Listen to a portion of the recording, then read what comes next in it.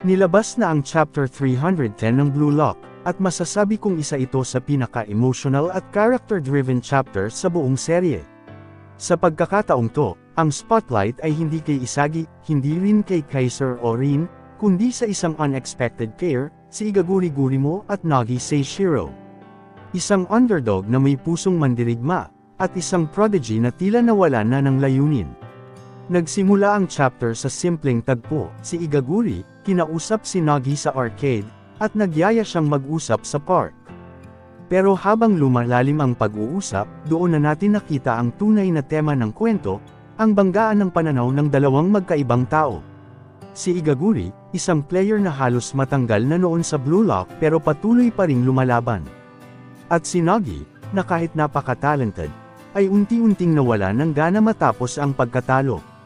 Aaminin ni Nagi na satisfied na siya sa pagkatalo, na parang okay na sa kanyang hindi naabutin ang tuktok. Pero hindi pumayag si Igaguri. Sa seryosong tono, binalikan niya ang sarili niyang karanasan, na kung hindi siya naging pro, magpapari siya. Oo, parang biro, pero makikita mo sa mata niya ang totoo, buhos lahat, all in, wala ng plan B. Sa kanya, hindi lang ito laro, ito ang buhay niya. Kaya nang marinig niya kay Nagi na okay na siya sa pagkatalo, napuno na siya. Sinabihan niya si Nagi na sayang ang talento kung walang paninindigan. Hindi sapat ang galing kung wala kang sariling pangarap. Dito na rin pumasok ang malaking revelasyon, inalok si Nagi ni Buratsuta na sumali sa Japan U20 team, pero may kapalit, bitawan ang Blue Lock at sundin ang sistema ng traditional football. Pero tinanggihan ni Nagi ang offer. Kahit wala siyang ganang maglaro, ayaw pa rin niyang traidorin ang prinsipyo ng Blue Lock.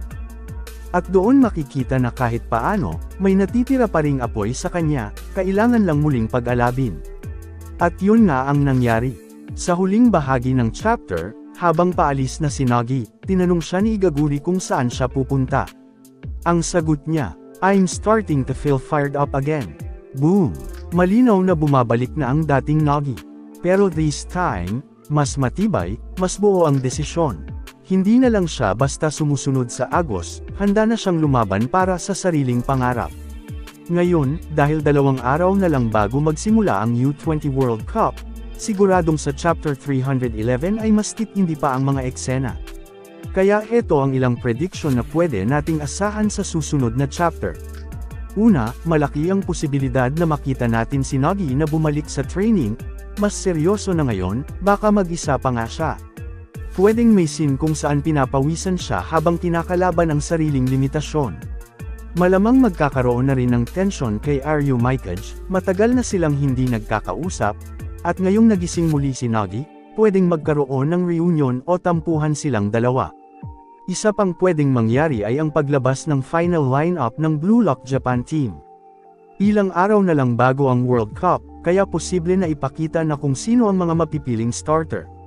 Dito natin makikita kung sino talaga ang kinikilala ni Igo bilang mga elite striker ng bansa. At syempre, di mawawala si Igo sa eksena. Malamang na may plano na naman siya para subukan si Nagi.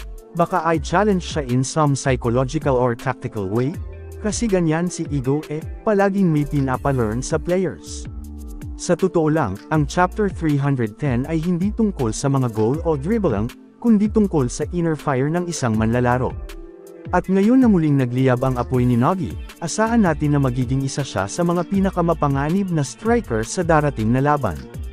Hindi lang siya isang gifted player ngayon, isa na siyang motivated, ego-driven warrior na handang sirain kahit sinong hamarang sa pangarap niya.